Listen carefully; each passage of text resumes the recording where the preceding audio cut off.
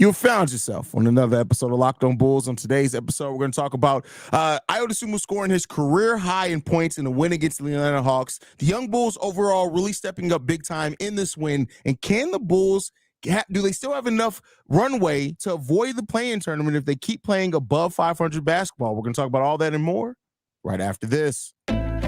You are Locked On Bulls, your daily podcast on the Chicago Bulls, part of the Locked On Podcast Network, your team every day.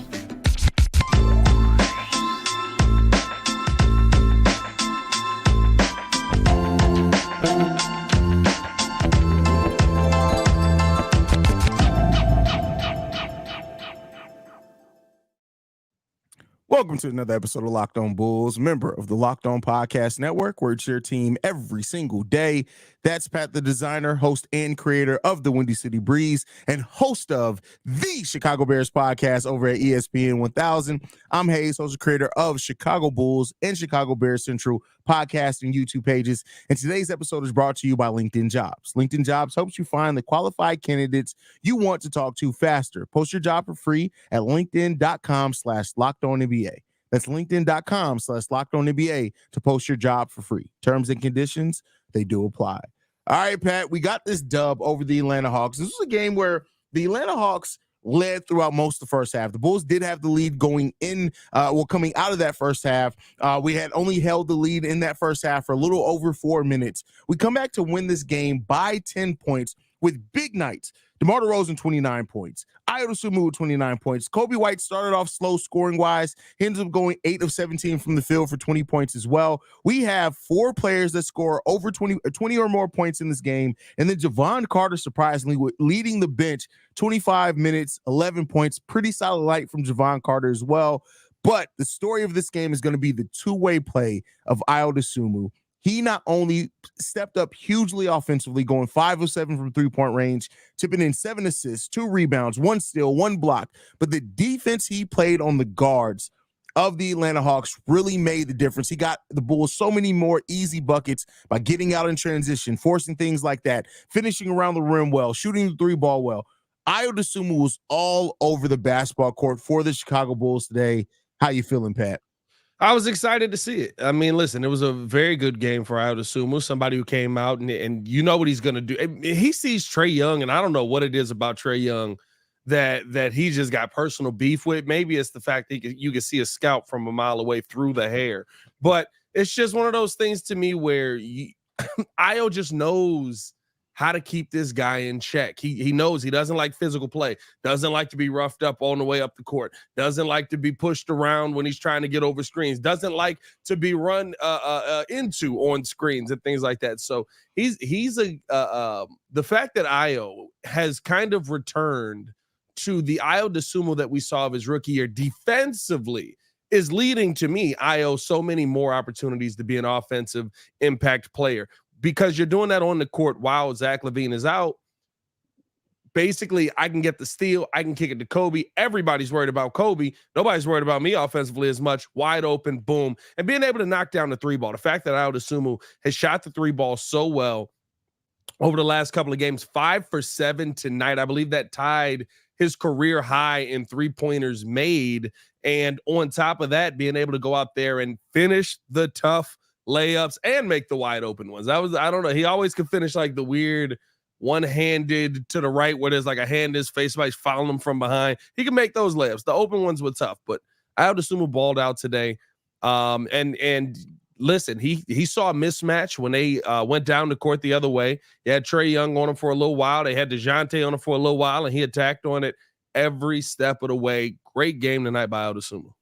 Yeah, and Ayo is gonna outplay this contract, right? We already know, right? He signed up for basically an average of $7 million a year. This first year is a little under $6.5 million, but Ayo seems like he's so much more poised, and we talk a lot about confidence, right? Ayo's confidence right now is at an all-time high, and you're seeing it. Like, he's moving out there. He's back to looking like Illinois Ayo. Like, he just knows when he can get off his shot. He knows when he can take a player off a dribble. He knows when he can get physical with you on the defensive side and completely disrupt what you're trying to do. And that's just creating such a a different level of impact for Ayo Dosumu that we wanted to see from him last year. And, starting in this game in place of Alex Caruso. And I love the chemistry that Coby White and Ayo have. And this goes back to Ayo's rookie year. People forget because it changed so quickly. But there was a time period there where Ayo and Coby were developing nice rhythm off the bench together that first year when Lonzo was still healthy. And then, of course, Ayo eventually moves into the starting point guard role, which we didn't see them together coming off the bench very much. But those two players, how they balance each other out, has really he complements Coby White's game so well. He just does. And I think the ability that Coby White has gained to be a ball handler, to be an actual point guard on the team, has helped Ayo Dosumu out. Not to say Ayo couldn't go out there and be a point guard, right? We saw him be able to facilitate and things like that tonight, but he does it so much better to me off ball. He does it so much better to me when he doesn't have to focus on being the guy to set everything up and is just able to go. Like you said, the Illinois Ayo. Yeah, Illinois Ayo played point, but it was a ton of pick and roll. It was a ton of finding the open shot. It was a ton of throw it down to the biggest dude on the court so he can do a turnaround two-hand dunk. Right? Like that's all Coby was offering, basically. It was a great time.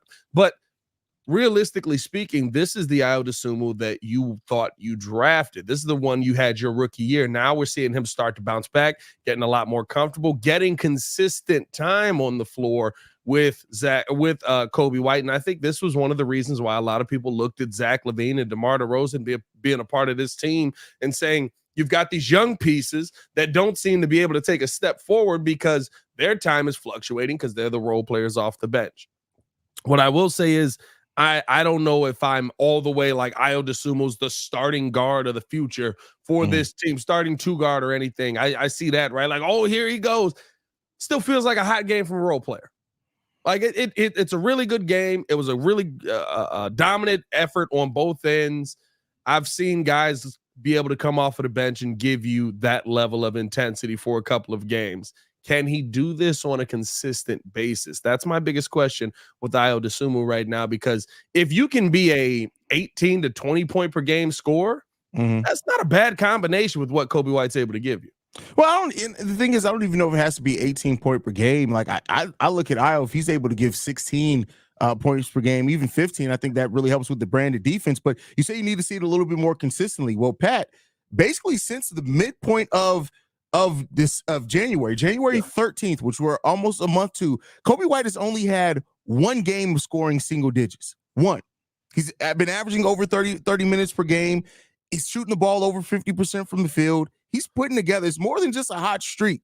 No. I'm talking about Ayo. I'm talking about from Ayo. Coby's been balling. Ayo. Did I say Coby? I meant Ayo. Oh, okay. All right. Okay. Yeah, I'm talking about Ayo. Sorry, we're talking about Ayo. Yeah. Ayo Dosumu's like only one game single digit scoring since January 13th. Yeah, no, he's definitely played a lot better, but it's not so much the single digit versus double digit. I think he could be a double digit scorer the entire time. The question is he going to be a 15 point per game guy or more of a 10, right? If I'm relying on you and you have a game where you give me the 10 points per game, that's a down game. I need 15 to 20 for us to be able to go out here and compete. Now, with DeMar DeRozan and Vucevic on the team, makes it a little bit different. It's not a total reliance on you. And what Ayo's giving has been perfect over the last month and a half. I guess the question for me is there more? Is this Ayo more often than not going to be able to show up versus the Ayo that is the 18, 15 point per game guy? Great defense. But you don't look at him as a piece in the backcourt of your future starting, I guess I would say. Oh, so it's not the question on the impact. You're questioning starting or not. Which is starting or not. Yes. I'm saying because I saw people just like, he's been playing so much better. This is our future backcourt. And I'm like, I don't know about that. Like, I like Ayo in the lineup. I feel like he's really good in the lineup. I think maybe he could be a guy who is the seasoning, I'll say, right? Like the small forward that can go, because remember, he's what was he, 6'5", 6'6", something like that? Yeah, 6'5". Yeah, he's technically a big guard. Yeah. Great wingspan there, can go out there and give you a ton defensively. And if you add in 15 points, boom, love to see that in the lineup. But 15 points ain't the backcourt of my future. Over the last 10 games, which is only 10 games, I'm not saying this to counteract your point. I agree with you. Right now, Ayo Dosumu bench player that can start for you and be damn good. Now, he has more than enough time to be above that. I'm not putting a cap on him that he can't be that. Right. The last 10 games, 16.1 points per game, 3.1 assists, 2.3 rebounds, and he's doing that on he's doing that on 60% shooting almost. That's crazy. I love it. And maybe you unlock it by giving him more shots. I mean, maybe there's something more there. Like somebody shooting 60%, and let him shoot the basketball a little bit more. What are we doing? Just keep letting him shoot it. That's crazy, bro. That's efficiency insane. Is crazy. He's always been a very efficient player. I think it was weird because, right, even last year with his averages, the problem was, right, it was averaging out very Chris Middleton-like, where it was like he would have a game where he put up 2, and then he'd have a game where he put up 15. But I think he finished the season, 51% from the field last year? Something like that, yeah.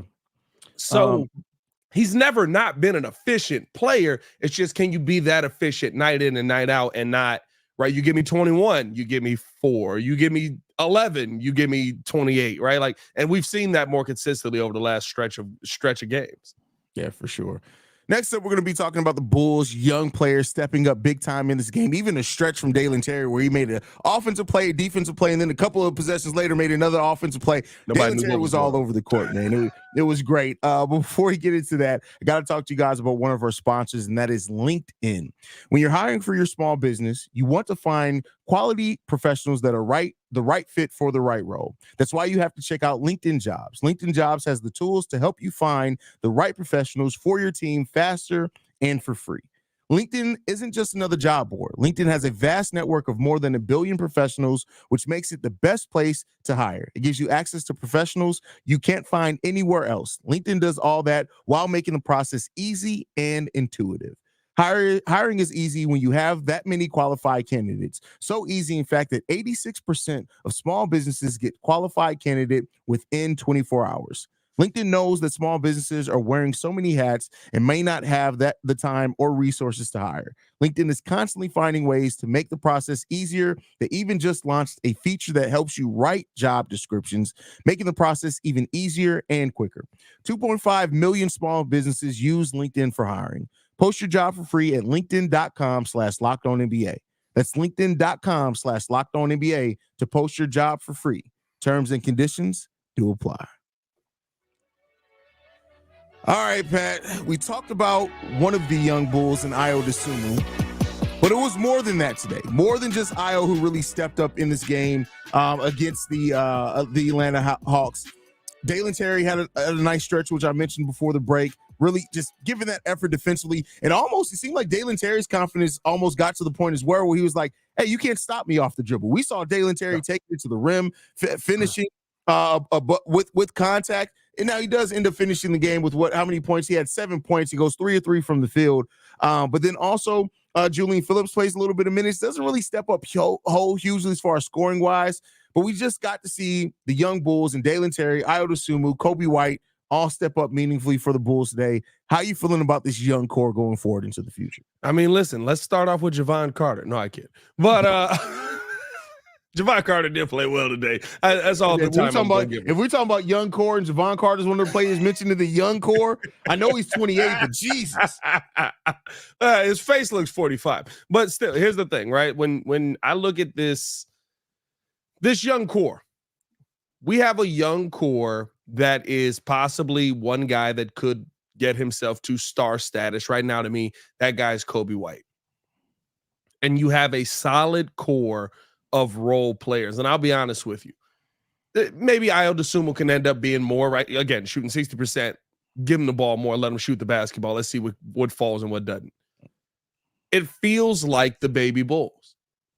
It feels like now we have more vets on this team. We have, more older guys that are going to be involved in what's happening. But when I look at just the young guys when they're on the floor, it feels to me like Kobe White's taking on that Ben Gordon role where you just look over and you're just like, all right, he's knocking down shots left and right. Ayo Dosumu maybe got a little bit of that Kirk Heinrich role in him where it's like, okay, he's a solid player, but it's nothing crazy, but a good point guard, good two guard if you need him to be in the league, right? Like, maybe Dalen Terry can develop into a little Luol Deng action. Because how he looked tonight felt very Luol-ish. Knock down a three, go down to the other end, be able to get a steal, get the ball back on the other side, like doing the dirty work. And that dunk the other day, we didn't talk about that. That was a disgusting. That Who was that? wild. Suggs? Did Suggs get in on that? Who's also just let the hair go, brother. Balding, bro. crazy. He's balding in the front and in the back. Bro, he got the Thibodeau, bro. Yeah, he got the Thibodeau. Where's bad here, and there's like an island forming here of hair. Like, just let it go, bro. And he's 20. You know, Jalen Suggs is 22 years old. Oh, yeah, for sure, bro. Bro, that's crazy. Get some hair put in. You make enough money in the NBA. Just put it back in. 2 weeks in Turkey, brother. 2 weeks in Turkey. I've heard that's all it takes. When it starts to go, you put it back. But no, I do feel like there's a good group of guys building here that could be here for a long time. The question, I guess the biggest question is, right, is Patrick Williams going to be a part of that? We both know they're going to re-sign P. Will. Right? They're not moving off of P. Will. But that to me is a conversation that I didn't think we'd be having this season, where it feels like there's a young future here in Chicago again. It does. And I mean, we came into the season, and one of the biggest questions that we were asking was saying that the future of the Chicago Bulls was so in doubt because the young players hadn't shown that they were going to be true building blocks to a winning team going forward. And that has changed for a lot of these guys. Kobe's absolutely flipped that narrative. Ayo Dosumu's flipped that narrative, even if it is just as a bench piece, maybe it can end up being more than that. And then you look at, like, you have that raw talent in Dalen Terry, Julian Phillips, but those flashes are there. And then maybe even Adama Sanogo, right? But the Bulls may not be able to re-sign Andre Drummond this offseason with how close they are to the luxury tax. They could actually use their G League system as a development system to where they're developing the next center of the future. So, or at least backup center. So the future's brighter than what it was at the start of this season. And it can only get better. I mean, I guess technically you get worse if these guys fall off a cliff, but let's knock on some wood. I don't think that's going to happen, but things just seem to be pointing up for the Chicago Bulls and the young core, bro. Nah, yeah, it finally feels like they're getting their. It feels like they're getting their opportunity, and what I love is that, right, it's almost as if once you finally left them alone, they were fine. Once you finally were like, all right, Kobe, like, it's you. Like, we don't know what else to do. Go. Zach's down. It's your turn. Your shots. Go. No. And he did. He took off. He's great month of December. January had a little bit of a step back, but still a really good month. February been a little bit more up and down, but I think you're seeing him be more consistent as a leader. His confidence has grown all year. Ayo Dosumu has stepped up over the last couple of months, where, right, being able to go out there, like, you finally just got guys out of their way. And we're just like, listen, we don't have no choice. Tonight's game to me was a product of there's no P. Will. AC ends up being out. DeMar's going to take his shots. You already know that. But somebody's got to shoot. Night from DeMar, too. We got to talk about that, too. Good night from DeMar. Really good night from DeMar. Yes. He is. It's so weird. It's like after AK had his press conference and we were like, what's this guy talking about? Flipping tables. Everybody's mad. It's like, I can kind of see what he was talking about. I talked about that today on Central. That was my daily episode. It was like, oh yeah, we actually been pretty competitive. Actually, we've won at almost a 68% win. Yeah, almost a 68% or 68% would be crazy. Almost a 60% win percentage. The part that I guess when you look at the continuity aspect of it, right? Everybody's mad about it. We all hate it. Blah blah blah. We're winning at the same percentage almost as the Bucks are. Yeah. We're winning at the same percentage almost as the Sixers are. Those are the top teams in these. Now you can't because it happened, right? But you started the season 4-15 in a year where Zach LaVine went, I don't want to be here anymore. Zach LaVine hit him with the Space Jam line. Don't bring me here anymore, okay? Don't bring me here anymore, okay? Like, that's how your season started. Guys were down. Should they have won more? Sure. Was it a bad start? 100%. But to see where we are from a 4-15 start, yeah. It's crazy. It's pretty good. It's pretty good. I'm not gonna lie, and it's been a lot of it has been through the catalyst of these young Bulls. Yeah, and like I said before we go out, I do want to acknowledge that Vooch and DeMar both had really good days as well. They had really good games today. Vooch missed some bunnies. I need to see Vooch take better advantage at the rim at certain times, but 8-16 from the field, so I can't hate on that too much. DeMar was 10-17 for 29 points. Vooch had 24. Like the contribution that those guys gave, because I tell you what, as much as we're talking about the young guys, the Bulls aren't in a position to win if it isn't for our veterans playing the way that they played tonight as well. Oh yeah, DeMar came out absolutely. DeMar had everybody bending to his will tonight. Like it felt very Jedi-ish. He had one move where he drove down low, turn around, pump fake, and you just saw people just jumping left. And I was like, what do y'all do? Like, I get it. Like, it's hard to stay down on a DeMar pump fake, but y'all can't be reading the scouting report jumping that hard at an eyebrow fake. Like, I thought Tyrus Thomas was in the building tonight, bro. Bro, Tyrus Thomas just jumped at a shot now. He's at home. He jumps at a shot. Whenever you mention his name, he jumps. He just jumps. He's somewhere jumping. Exactly. Somewhere jumping. Hey, man, we appreciate you guys for tuning in and showing love to the show. Hit that like button if you have not done so on the YouTube side. Leave that 5-star review on the podcast side. We do got to tell you guys, though, about our partners at Nissan. Are you the kind of driver that likes to push things a little further? Ever wonder what adventure could be around the corner? Our friends at Nissan have a lineup of SUVs with the capabilities to take your adventure to the next level. The 2024 Nissan Rogue is perfect for city drives, great escapes, Class exclusive Google built-in is always updating assistant to call on for almost anything. Gone are the days connecting your phone. Google Assistant, Google Maps, Google Play Store are built right into the 12.3-inch HD touchscreen informant system. The 2024 Rogue is perfect.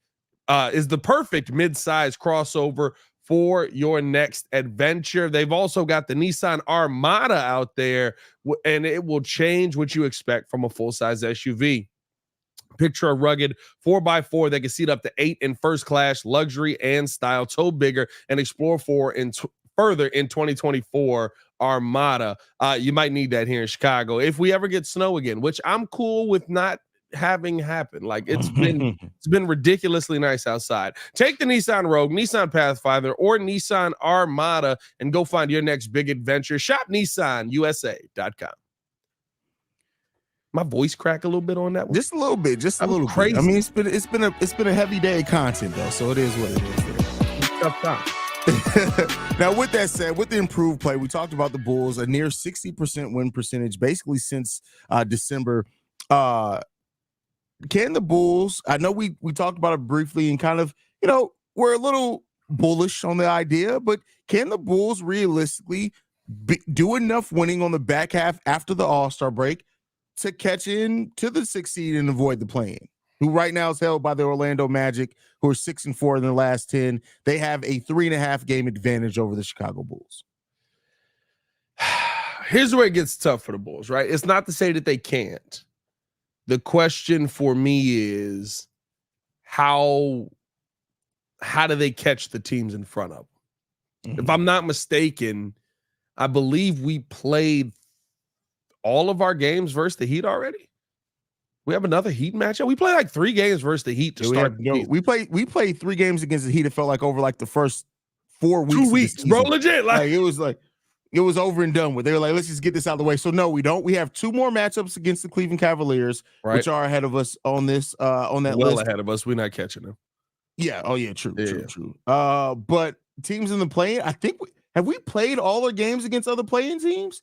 I believe so, because we don't play the Pacers again. We just lost to the Magic. We play the Pacers March 13th. Oh no, we do play the. We have 2 more games against the Pacers actually. So the Pacers is your best opportunity to keep. And Orlando, we have 1 game left against Orlando as well. So those games are must wins.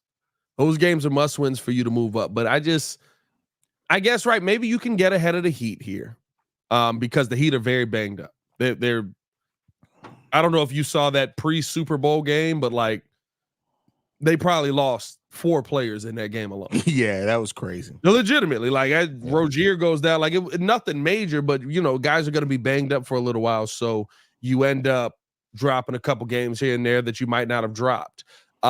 Pacers is going to be tough to catch because they've hit a nice little groove here, and especially with the additions they've made, I think they're going to probably keep moving up. The Magic, to me, are a team to watch for. Yes, they just beat the Bulls, but don't be surprised if they kind of go the other direction here. Now, they've got an opportunity to make up a lot of ground. I believe they have the Pistons 2 of their next 4 games, basically. Oh, Jesus Christ. So, a couple of wins in there, but they finish out the season. And listen to this stretch of games here going into their towards the end. They got Kings, Warriors, Clippers, Grizzlies, Blazers, Pelicans. They play us again. Rockets have been nice. Bucks, Sixers, Bucks. That's a string of games where I think they may go the other direction. I would look to see if the Magic fall in the standings a little bit, and I would look to see probably if you can catch the Pacers. If you can get ahead of those 2, I would say that the Bulls might have a chance of avoiding the play-in. I don't know what the Heat are or what they're going to be, but the East is not crazy. Like, I get what AK was saying, right? Like, they're all a bunch. We're 3 games behind, 3.5 games behind the 6th seed. Who hasn't seen a bad stretch of basketball? For the remainder of the season, the Bulls have the 12th hardest schedule projected in the NBA. Our opponents have an average win percentage of over 50%. The Pacers, the Magic, they all have easier, and the Heat all have technically easier schedules than us remaining of the way. And I say that to say this, not to mean that changes anything, but if the Bulls are, over this having a tougher schedule, are able to still remain on a over 500 record since that time, that means that not only would they be getting wins, but they be getting quality wins and be more battle tested, which would allow me to trust that team a little bit more. And I guess let me throw this to you, right? Like, because here's what we face coming up here: Cavaliers, Celtics, Pelicans, Pistons, Cavaliers, Bucks, Kings, Jazz, Warriors, Clippers. Like, there's a stretch coming up here. We got Mavericks after that, Pacers, Clippers, right? Like, what happened to that? That's why we always preface all of the Bulls have the easiest schedule in the second half of the season with until they don't. Like, right? Like, it's the second. It's a fluid situation. People hear that strength of schedule and think that it stays static. No, that changes technically every night, every game that teams win or lose. Loses. Yeah. But I guess here's my question. If the Bulls, let's say they stay 9, but they fight well through all of those games. They win some of the games we don't expect. They lose some because they're tough teams, but they play really well through all of those. Mm-hmm. Even if you stay at 9, do you feel like you made an improvement this season because of who's doing it? Yeah, I think when you look at the storylines, last season we were one of the healthier teams in the league, right? And we finished 9th. The injuries that we've had this season, how much time players have missed combined, and if we still are able to stay 9th in the Eastern Conference, to me that's an improvement because of who's doing it, like you said, who's playing, the fact that Kobe White stepped up, things like that. Now, you still got some big questions to answer in the offseason. What are you going to do with certain players? What are you going to do with Zach? But I do think that's a step in the right direction with how they finish the season. Record and standing, that's a different conversation. But how the Bulls are playing right now, I think that puts you in a better place because your young players are the reason why. And I said this kind of in the stream tonight on Central, so it's funny that we loop back into it, is that when it's your young players that are the big reasons for why you're winning games, it feels a lot different than you betting on 33-year-old players to be the reason why you're finishing games strong. So it does brighten up the future some for the Bulls. I tell you what, man, like if we can get to a point where we're the 7th seed even in this play-in, right? Like that's kind of listen, 6 would be great. Avoid the play-in altogether. Do I think that's going to happen? It's going to be tough. It's not impossible, but it's going to be really tough for the Bulls to get the 6 because every one of these teams, I think this is the part that you have to take into account as well. Pacers, they're a team that's going to fight really, really tooth and nail every game. Heat, same way. Bulls have become that kind of team. Hawks are gross. I'm not going to lie. The Hawks are the 10th seed right now. The Hawks are gross. Not a good basketball team. Like, I don't understand how they didn't trade anybody. But outside of that, I feel like if you're at that 7th seed and you can win that first game, you got the Hawks right now slated at that spot there. I think the Nets might even move up into that. Maybe, I don't know. But if you could slot into that 7th seed and win straight out and be in the playoffs, that would put you up against the Knicks, right? 4 play 7, right? 5 play 7. No, 5 play 6. 4 play 7. I'm willing to live with 7 games against the Knicks. I feel like this Bulls team could go out and play pretty well against the Knicks. I mean, we'll see, man. It'll be fun. I mean, listen, all I can say is I hope if we can see inverse of what happened at the end of 2021-22, where we won like 7 games over our last 30. Yeah. That would be great.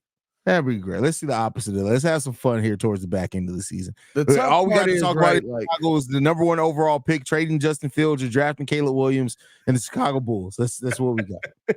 The tough part is, right, if the Knicks pass up the Bucks and we get the Bucks in the first round again, it's like, we fought all the way here. I mean, to get Dame Lillard and Glenn Rivers. Oh, there's a 3-1 chance, but they usually get to the finals. They ECF usually, and then they blow a 3-1.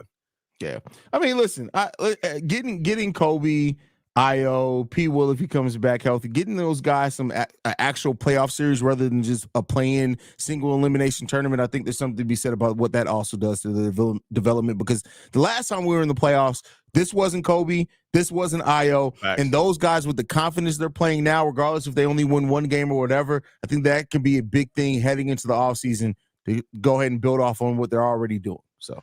Hey, man, we're still in the conversation. That's what I'm excited about. And let's see if we can move in the right direction in the conversation. But appreciate you guys tuning in and showing love. Hit that like button, subscribe to the page, leave a 5-star review. Y'all know what to do. Follow us on everything at Locked On Bulls. You can follow me on everything at Pat the Designer. Shall we play the music, my friend? Get to it, my friend. Oh, yeah. Hey! See red! Ayo! That boy told Trey no. Trey looking rough. That hair real tough. He ain't hit the shot. And still got that bald spot. Looking like a lollipop. Hey! You guys can follow me at CEO Haize. You can follow us collectively at Locked On Bulls. I want to thank you guys for tuning in to another episode. Make sure you guys are checking out Locked On Bulls. Leave us a 5-star review on iTunes. We are free and available on every podcasting app and platform of your choice, as well as YouTube. For Pat the Designer, I'm Haize. This has been Locked On Bulls. And hey, shout out to that dirty lollipop. Peace, y'all. It's such a specific thing, but everybody's doing it. It's so crazy. Oh, man. It's a lollipop dipped in hair. The defense that Ayo Dosumu plays on Trae Young, you just got to ask Trae, have you ever been swallowed up? Have you ever been swallowed up? Have you been swallowed? You're going through a time of great swallowing.